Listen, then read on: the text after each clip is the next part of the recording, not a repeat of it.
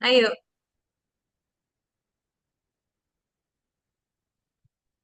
Assalamualaikum warahmatullahi wabarakatuh. Perkenalkan, kami dari kelompok 7 mata kuliah pemrosesan teks akan mempresentasikan progres dari proyek kami yang kami beri judul analisis sentimen penggunaan skincare serum berbahan retinol.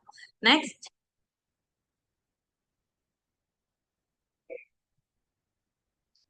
Sebelumnya, kami akan memperkenalkan diri. Yang pertama ada Nadia Nafista dengan 3 digit NIM terakhir 095. Yang kedua ada Nazula Sintawati dengan 3 digit NIM terakhir 105. Dan saya sendiri, Cynthia Islam Miftahul Nikmah dengan 3 digit NIM terakhir 204. Next. Oke, untuk datasetnya kami mengambil data dari melalui scraping ulasan melalui laman Female Daily yang bisa dilihat pada laman di sini. Selanjutnya, Baik, untuk penjelasan alur sendiri, yang pertama kami melakukan pengumpulan data terlebih dahulu pada laman website Female Daily berdasarkan yang pertama ada tipe kulit, lalu yang kedua ada waktu penggunaan dan tempat pembelian, lalu ada ulasan dan rating. Setelah itu kami lakukan pre-processing seperti case folding, lalu filtering, remove stop words, normalization, stemming, dan tokenisasi. Nah, di sini di case folding sendiri itu fungsinya untuk mengecilkan sebuah huruf kapital, lalu filtering untuk menghilangkan semua function atau seperti tagar atau HTML atau sebagainya.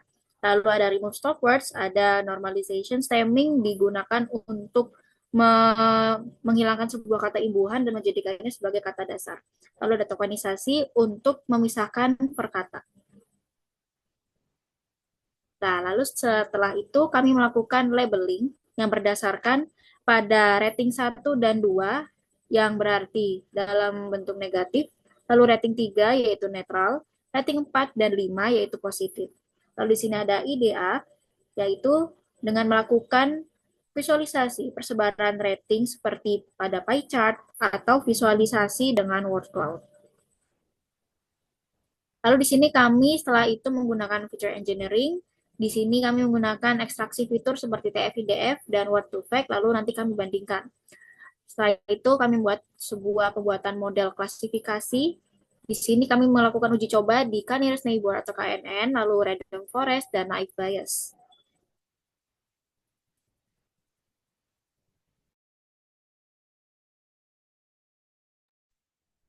untuk output akhir kita nanti akan berupa klasifikasi sentimen, berupa positif, negatif, atau netral, seperti dijelaskan Nadia tadi. Kemudian ada beberapa visualisasi, dan juga yang terakhir akan ada evaluasi hasil akhir berupa akurasi, precision, recall, dan evaluasi.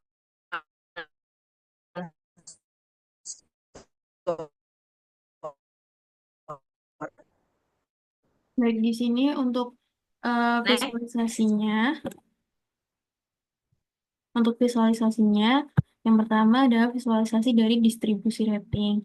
Bisa dilihat kami menggunakan pie chart untuk menampilkan visualisasinya yang terbagi dalam tiga jenis, yaitu rating dari 1 sampai 5.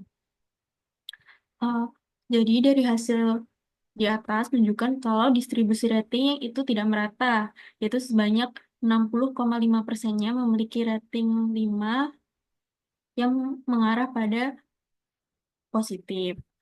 Kemudian untuk rating negatifnya yaitu bintang 1 sampai 2 sebanyak 4,8%. Next.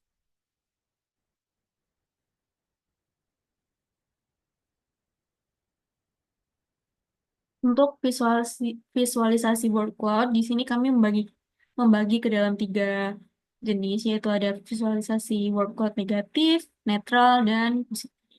Jadi dapat dilihat untuk visualisasi yang pertama ada visualisasi negatifnya, itu dia terdapat kata-kata seperti purging, jerawat, efek, atau kering. Kemudian untuk visualisasi positifnya cenderung ke kata-kata positif seperti bagus, cocok, suka, atau glowing. Untuk eh, visualisasi word cloud yang netral, dia tuh ada campuran dari antara negatif dan positifnya, seperti itu. Jadi visualisasi ini membantu mengidentifikasikan pola dalam ulasan dan memberikan kita wawasan penting tentang hal yang disukai dan dikeluhkan oleh pengguna. Next. Oke, selanjutnya adalah pada pembuatan model. Yang pertama, kita membuat model multinomial naive Bayes, di mana di sini kita melakukannya pada dua fitur engineering yang sudah dijelaskan tadi, yaitu TF, IDF, dan juga word to fact. Nah, di sini kita akan mendapatkan classification report, di mana pada TF, IDF itu mendapatkan akurasi sebesar 0,79. Dan juga untuk word to fact, akurasinya adalah 0,53 atau 53%. Dari kedua hasil ini, dengan menggunakan algoritma multinomial naive Bayes, dapat disimpulkan bahwasannya menggunakan TF-IDF itu memiliki akurasi yang lebih tinggi, yaitu 79% dibandingkan dengan menggunakan word to fact. Selanjutnya akan dijelaskan oleh rekan saya. Baik, untuk KNN sendiri di sini terlihat bahwasanya di TF-IDF sendiri memiliki hasil dengan akurasi 0,86, lalu di Word to Fact itu memiliki hasil 0,84. Ini kami menggunakan nilai K-nya yaitu 5.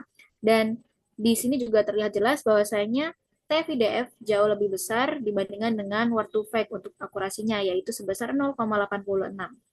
Selanjutnya akan dijelaskan oleh teman saya Nazula. Untuk random forest sendiri, kami mendapatkan akurasi sebesar 0,86 untuk TF-IDF dan 0,77 untuk word defect. Hal ini menunjukkan bahwa misalnya pemodelan untuk TF-IDF lebih besar daripada word defect. Next. Baik, untuk kendala yang kami alami selama proses pengerjaan, yakni ditemukan ketika kita melakukan feature engineering, kita melakukannya secara terpisah dari pembuatan model. Nah, ketika kita melakukannya dengan secara terpisah, hasil akurasi yang diperoleh itu menjadi buruk. Lalu untuk mengatasi masalah ini, rencana tindak lanjut yang kami lakukan adalah menjalankan feature engineering seperti ekstraksi fitur yaitu TF-IDF dan Word to Fact dengan pembuatan model seperti naive Bayes, KNN, dan random forest yang disatukan. Dan cara ini diharapkan dapat meningkatkan kinerja model dengan memanfaatkan fitur yang lebih sesuai dan lebih efektif dalam mendukung klasifikasi sentimen. Baik, untuk kontribusi anggota, di sini yang pertama ada saya sendiri, yaitu Nadia Nafista.